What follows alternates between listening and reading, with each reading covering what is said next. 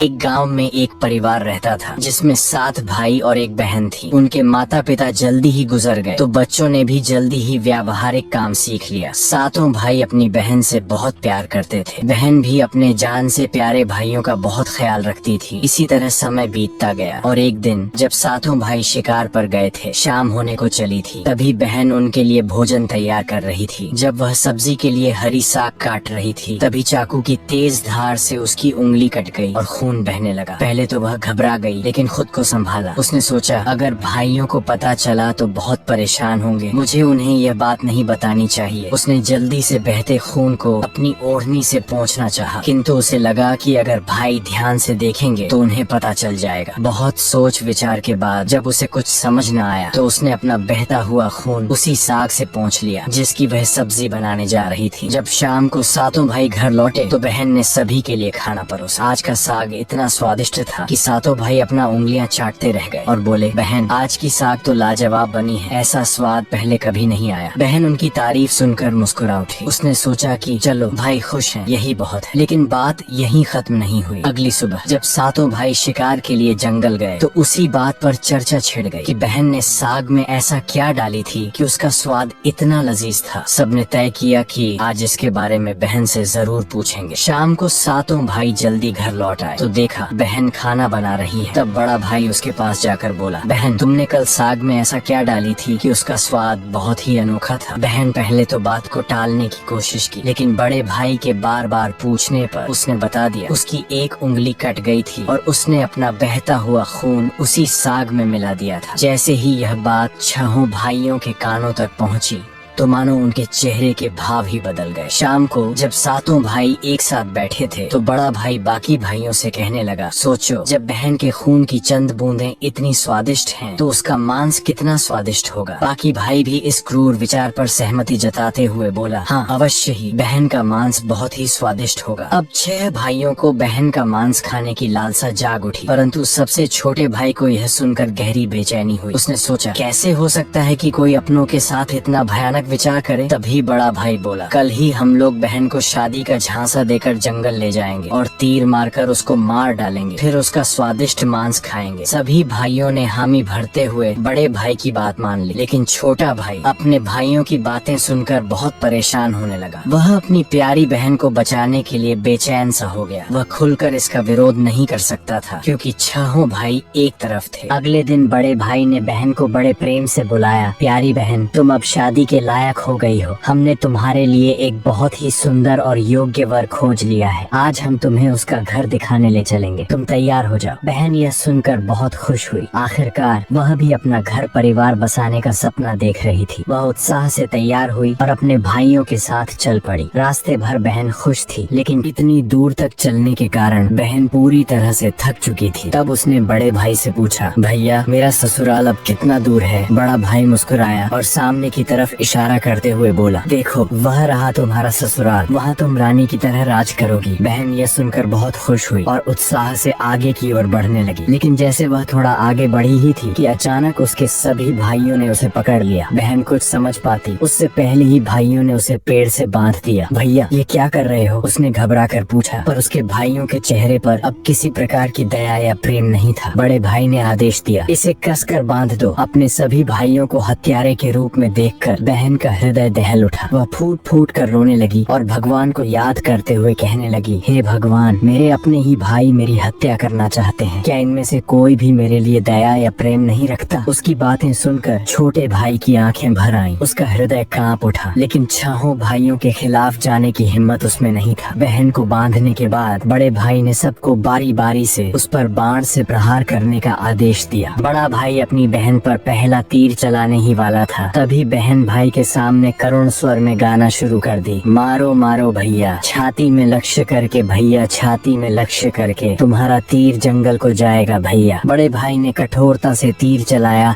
लेकिन निशाना चूक गया। इसके बाद दूसरा भाई तीर चलाने को आगे बढ़ा। बहन ने पुनः वही करुण गीत गाया। दूसरा भाई भी निशाना साधने में असफल रहा। एक एक करके सभी 6 भाइयों ने अपनी बहन को मारने की कोशिश की, परंतु हर बार उनका निशाना चूक जाता। अब सबसे छोटे भाई की बारी रही थी। सभी भाई उस पर चिल्लाते हुए बोला, पूरी ताकत से तीर चलाना, बहन को एक ही वार में मार डालना। अगर तुम असफल रहे तो हम तुम्हें भी जिंदा नहीं छोड़ेंगे। छोटे भाई के लिए यह स्थिति असहनीय थी। वह अपनी बहन से अत्यधिक स्नेह करता था। बहन ने जब छोटे भाई की जान खतरे में पड़ते देखी तो उसने मन ही मन निर्णय कर लिया, वह अपनी प्राण त्याग देगी, लेकिन अपने सबसे प्रिय भाई को मरने नहीं देगी। उसने मन ही मन ईश्वर से प्रार्थना की, हे भगवान, मेरे इस छोटे भाई का तीर मेरी छाती भेदने में सफल हो जाए, ताकि इसे इन पापी भाइयों के हाथों मरना न पड़े। फिर उसने करुण स्वर में वही गीत गाए, मारो मारो भैया, छाती में लक्ष्य करके भैया, छाती में लक्ष्य करके तुम्हारा तीर मेरी छाती को भेद जाए भैया। छोटे भाई की आंखों से अश्रुधारा बहने लगी, पर वह मजबूर था। उसने कांपते हाथों से तीर चलाया। तीर बहन की छाती में गहराई से उतर गया। वह दर्द से कुछ देर छटपटाती रही और फिर उसकी आंखें हमेशा के लिए बंद हो गईं। 6 भाइयों ने अपनी कुटिल योजना को सफल होते देखा तो उनके चेहरे पर क्रूर मुस्कान आ गई। अब 6 भाइयों ने मिलकर बहन के शव को टुकड़ों में काट डाला। बड़े भाई ने छोटे भाई को जंगल से लकड़ी और पानी लाने को कहा। छोटा भाई भीतर ही भीतर बहुत ही ज्यादा चिंतित था। उसकी आंखों के सामने उसकी प्रिय बहन की शव को टुकड़ों में काट उसके मांस को पकाया जा रहा था, लेकिन वह असहाय था। जब वह जंगल गया तो पानी और लकड़ियों के साथ कुछ मछलियां और केकड़े भी ले आया। उसने मन ही मन सोचा, मैं अपनी बहन का मांस नहीं खा सकता, लेकिन अगर मैंने विरोध किया तो ये निर्दयी भाई मुझे भी मार डालेंगे। जल्द ही चावल और मांस तैयार हो गया और भोजन परोसा गया। सभी भाई मांस खाने के लिए उत्सुक थे। छोटे भाई ने चुपके से अपने खाने की जगह एक गड्ढा खोद रखा था। जैसे ही उसकी थाली में बहन का मांस परोसा गया, उसने बिना किसी को दिखाए मांस को गड्ढे में डाल दिया और मछली केकड़ा खाने लगा। बाकी के सभी भाई अपनी बहन की हड्डियां चबा रहे थे। जब सभी का पेट भर गया तो बड़े भाई ने छोटे भाई से कहा, अब यह जूठन साफ करो। छोटे भाई ने बहन की हड्डियां व बाकी अंगों को इकट्ठे किया और चुपके से उसी गड्ढे में डालकर मिट्टी से ढक दिया। समय बीतता गया। उस जगह से एक बांस का पौधा उग आया और धीरे धीरे वहाँ बांसों का समूह बन गया। फिर एक दिन एक संत वहाँ से गुजर रहे थे। तभी उनकी नजर बांस के समूह पर पड़ी, जो कि बहुत बड़ी और घनी थी और ये बाकी बांसों से थोड़ा अलग प्रतीत हो रहा था। तो संत ने सोचा, क्यों न बांस से एक वाद्य यंत्र बनाया जाए जिससे मैं गांव में घर घर बजाकर भिक्षा मांग सकूं। तो उन्होंने एक बांस काट लिया और उसे अपने साथ ले गए। संत ने उस बांस से सारंगी नामक एक वाद्य यंत्र बनाया। वे उसे बजा बजा कर दिन भर लोगों के घर जाकर भिक्षा मांगते और बदले में खूब सारा उपदेश देते थे। एक दिन संत भिक्षा मांगते हुए उसी गांव में जा पहुँचे जहाँ वे 7 भाई रहते थे और अब तक 6 भाइयों का विवाह हो चुका था, लेकिन 7वां भाई अब भी अकेला था। वह अपनी बहन के दर्द को भूला नहीं था और इसीलिए उसने विवाह भी नहीं किया। जब संत बड़े भाई के घर पहुँचे, जैसे ही उन्होंने आंगन में कदम रखा, उनके सारंगी ने खुद ही गाना शुरू कर दिया, नहीं बजोरे सारंगी, यही है दुश्मन सबसे बड़ा। बड़े भाई के घर नहीं बजोरे सारंगी, दया प्रेम सब छोड़कर रिश्ते में यही दाग लगाया। ये सुनते ही बड़े भाई के पसीने छूटने लगे। वह आवाज सुनकर तुरंत भाप गया कि ये तो मेरी बहन की आवाज है, जिसे हम 7 भाइयों ने बहुत साल पहले मारकर खा गए थे। वह सोच सोच कर परेशान हो रहा था कि कहीं अगर गांव वाले को सच्चाई का पता चला तो क्या होगा। उसने तुरंत अपनी पत्नी से कहा, जल्दी से योगी को भिक्षा देकर विदा करो। योगी बिना कोई प्रश्न किए भिक्षा लेकर वहाँ से आगे बढ़ गया। इसके बाद योगी बारी बारी से 6 भाइयों के घर पहुँचे। हर बार जैसे ही वे किसी भाई के आंगन में कदम रखते, सारंगी फिर वही करुण गीत गाने लगता, नहीं बजोरे सारंगी, यही है दुश्मन सबसे बड़ा, इन पापी भाइयों के घर नहीं बजोरे सारंगी। सभी भाई बहुत परेशान होने लगे, इसलिए एक के बाद एक सभी भाइयों ने अपनी पत्नी से कहा कि तुरंत योगी को भिक्षा देकर विदा कर दो। अंत में योगी सबसे छोटे भाई के घर पहुँचे। जैसे ही योगी ने उसके द्वार पर कदम रखा, सारंगी ने अपनी धुन बदल ली और एक नई मधुर संगीत बजने लगी, बजो रे बजो सारंगी, मेरे सबसे छोटे भाई के घर, मन की बात मन में छुपाकर युग युग से रख रहा है, बजो रे बजो सारंगी, यही है मेरे सबसे प्यारे भाई का घर। ये सुनकर छोटा भाई चौंक गया और सोचने लगा, ये तो मेरी बहन की आवाज जैसी प्रतीत हो रही है। फिर मन ही मन सोचा, नहीं नहीं, ये मेरा भ्रम है। लेकिन संगीत को बार बार दोहराने के बाद वह अजीब सा महसूस करने लगा। उसने तुरंत योगी को सम्मान पूर्वक अपने घर में बैठने के लिए कहा। छोटे भाई ने योगी का खूब सम्मान और जलपान से स्वागत किया। फिर उसने उनसे सारंगी की कहानी पूछी। योगी ने उसे बताया कि यह वाद्य यंत्र एक विशेष बांस से बना है, जो एक अज्ञात जगह पर जंगलों के बीच से उगे बांस के समूह मुंह से लिया गया था। ये सारंगी से उत्पन्न संगीत और योगी की बात सुनकर छोटा भाई सोच में पड़ गया और मन ही मन विचार करने लगा कि हो सकता है इस सारंगी से मेरा कोई गहरा संबंध हो। फिर छोटे भाई ने योगी से विनती की, कृपया यह सारंगी मुझे दे दीजिए, मैं इसे हमेशा अपने पास रखूंगा। योगी ने सहानुभूति से उसकी ओर देखा और बिना कोई सवाल किए वह सारंगी छोटे भाई को सौंप दिया और वहाँ से चला गया। योगी के जाने के बाद छोटे भाई ने सारंगी को एक पवित्र स्थान पर रख दिया। उसने उसे धूप दीप जलाकर सम्मान दिया जैसे वह कोई पूजनीय वस्तु हो। लेकिन कुछ ही दिनों में उसने अपने घर में एक अजीब सा बदलाव महसूस किया। हर दिन जब वह काम से लौटता तो देखता कि घर के सारे काम हो चुके हैं,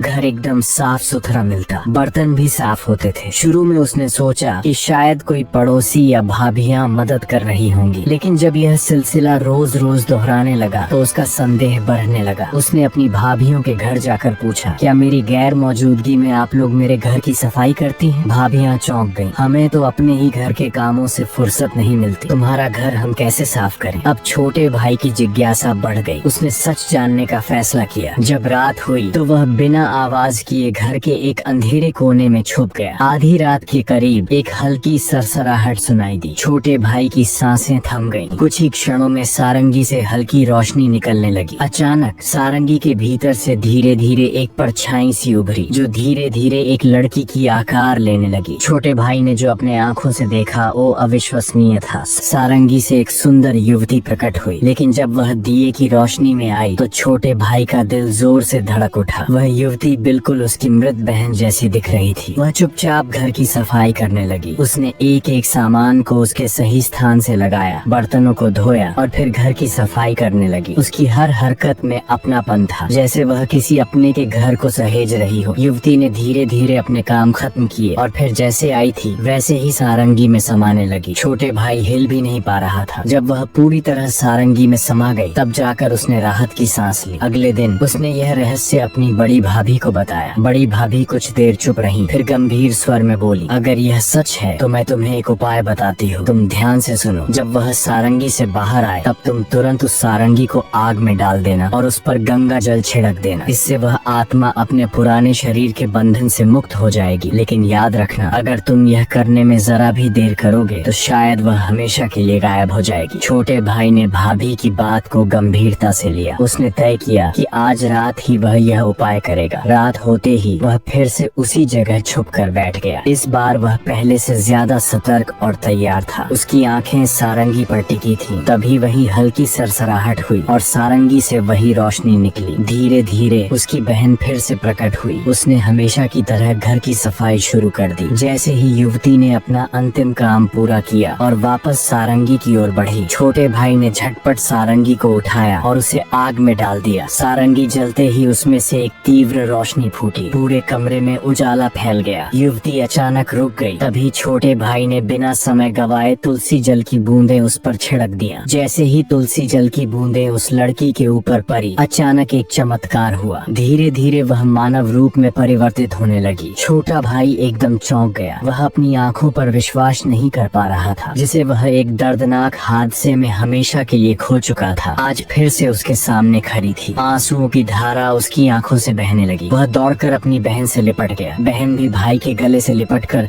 जोर जोर से रो पड़ी। दोनों एक दूसरे को देखकर फुट फुट कर रो रहे थे। छोटे भाई ने अपनी बहन का हाथ थाम लिया, जैसे वह कभी उसे दोबारा खोना नहीं चाहता था। लेकिन कहानी यहीं खत्म नहीं हुई। छोटे भाई ने तय किया कि वह अपने 6 भाइयों को उनके पापों का एहसास कराएगा। छोटे भाई ने पूरे गांव वाले को इकट्ठा किया। उसके चेहरे पर दर्द और आंखों से आंसुओं की धारा बह रही थी। उसने कांपती आवाज में कहना शुरू किया, आज मैं आप सभी को एक बहुत बड़ा सच बताने जा रहा हूँ। एक ऐसा सच जिसे सुनकर आपके रोंगटे खड़े हो जाएंगे और आपको अपने ही परिवार से भरोसा उठने लगेंगे कि कोई अपनों के साथ भी ऐसा कर सकता है। लेकिन मैं ऊपर वाले से यही दुआ करता हूँ कि ऐसा किसी के साथ न हो। फिर छोटे भाई ने बताना आरंभ किया, मेरी बहन जो वर्षों पहले मर चुकी थी, उसकी मौत कोई हादसा नहीं थी, बल्कि मेरे अपने ही 6 भाइयों ने उसे शादी का झांसा देकर जंगल में ले गया और मेरे ही हाथों बहन की हत्या करवा दी। दिया। इतना ही नहीं, उन्होंने उसके शव को टुकड़े कर उसके मांस को पकाकर खा भी लिया। इतना सुनते ही गांव वाले की सांसें थम सी गईं। फिर छोटा भाई बोला, लेकिन पता नहीं ये ईश्वर का कैसा चमत्कार है। मेरी बहन जो वर्षों पहले इस हादसे का शिकार हुई थी, वो आज भी हम लोगों के बीच बिल्कुल सही सलामत खड़ी है। इतना बोलकर छोटे भाई ने अपनी बहन को आवाज दिया, आओ बहन, सबके सामने आओ। बहन धीरे धीरे आगे बढ़ी। जब वह सबके सामने आई तो उसे देखकर सभी की आंखें फटी की फटी रह गई। किसी को भी अपने आंखों पर यकीन ही नहीं हो रहा था कि जो लड़की वर्षों पहले मर चुकी थी, वो आज उन सबके सामने खड़ी है, बिल्कुल वैसे ही जैसे पहले थी। किसी को भी इस चमत्कार पर भरोसा नहीं हो रहा था, लेकिन सच तो यही था कि उसका पुनर्जन्म हुआ है। गांव वालों को छोटे भाई की बातें सुनकर और उसकी बहन पर हुई अत्याचार को देखकर सभी की आंखें नम हो गई। बहन की पुनर्जन्म की बात जब छहों भाइयों तक पहुंची तो मानो जैसे उनके पैरों तले जमीन सी खिसक गई हो। इधर गांव वाले आपस में बात कर रहे थे कि इन दरिंदों को समाज में रहने का कोई अधिकार नहीं, जो अपनी ही बहन को मारकर खा सकते हैं। वो गांव भला इन राक्षसों से कैसे सुरक्षित रहेगा। हमें अभी इन राक्षसों को गांव से बाहर कर देना चाहिए। अब लोगों का गुस्सा 7वें आसमान पर था। गांव के बड़े बुजुर्गों ने विचार किया कि हमें इन पापियों को सजा देना ही होगा। अगर आज इन्हें छोड़ दिया गया तो पता नहीं आए दिन ये किसके लिए कब और कैसी मुसीबत बन जाए। तभी बड़े बुजुर्गों का आदेश पाकर गांव के कुछ लोग छहों भाइयों के घर गए और उनको घसीटते हुए सभी के सामने ले आए। डर के मारे सभी भाइयों की हालत बहुत ज्यादा खराब हो चुकी थी। अब गांव वालों ने फैसला सुनाया कि इन दुराचारियों को लाठियों और डंडों से पीटते हुए गांव की सीमा तक छोड़ा, और याद रहे आज के बाद ये कभी भी इस गांव में दिखाई नहीं देने चाहिए। इतना सुनते ही छहों भाई गांव वालों के सामने गिड़गिड़ाकर अपने जिंदगी की भीख मांगने लगे। लेकिन उनकी काली करतूतों को जानकर किसी को भी उन पर दया नहीं आई। यहाँ तक कि उनकी पत्नियां भी उनकी घिनौनी हरकतों को जानकर उनको हमेशा के लिए छोड़कर अपने मायके चली गई। इधर लोगों की आंखों में गुस्से की ज्वाला भड़क रही थी। अब छहों भाइयों को लग रहा था कि आज उनके जिंदगी का आखिरी पल है और अब उन्हें बचाने के लिए कोई आगे नहीं आएगा। ये सब सोचकर उनका रो रो कर बुरा हाल हो गया था। लेकिन तभी उनकी ऐसी दुर्दशा और बेबस हालत को देखकर बहन से रहा नहीं गया और उनको बचाने के लिए आगे आई और रोते हुए गांव वालों से बोली, मैं मानती हूँ कि मेरे भाइयों की गलती माफी के लायक नहीं है, लेकिन है तो ये मेरे अपने ही भाई। इन्हें अपनी गलती का एहसास हो चुका है। मैं आप सभी से हाथ जोड़कर विनती करती हूँ कि इन्हें अपनी गलतियों को सुधारने का एक मौका दीजिए। वह बार बार रोते हुए गांव वालों से मिन्नतें कर रही थी। ये सब देखकर छहों भाइयों का हृदय कांप उठा। वे आपस में एक दूसरे से कहने लगे कि जिस बहन के ऊपर हम लोगों ने इतना अत्याचार किया, आज वही हमें बचाने के लिए सामने खड़ी है। उन्हें अपनी गलतियों पर गहरा पछतावा होने लगा और वे फूट फूट कर रोने लगे। बहन का अपने भाइयों के प्रति प्रेम और क्षमा भाव को देखकर गांव वाले का हृदय भी पिघल गया। उन्होंने भाइयों को माफ कर दिया। भाई को माफ होते देख बहन बहुत खुश हुई और उनके पास गई। तभी सभी भाई रोते हुए बहन के सामने हाथ जोड़कर अपने किए की माफी मांग रहे थे और अपने गलतियों को कोस रहे थे। बहन से अपने भाइयों की आंखों में आंसू देखी नहीं गई और वह खुशी खुशी अपने भाइयों को माफ कर दी। सभी भाई बहन से लिपट कर रो पड़े। ये सब देखकर गांव वालों के भी आंखों में आंसू झलक आए। अब सभी भाई बहन को लेकर अपने घर को लौट गए। अब सभी भाई अपनी बहन से अत्यधिक स्नेह करने लगे और पहले से भी ज्यादा अपनी बहन का ख्याल रखने लगे। वे हंसी खुशी अपनी जिंदगी बिताने लगे। अब ये कहानी यहीं पर समाप्त होती है। आप लोग बताइए कि ये कहानी आपको कैसी लगी।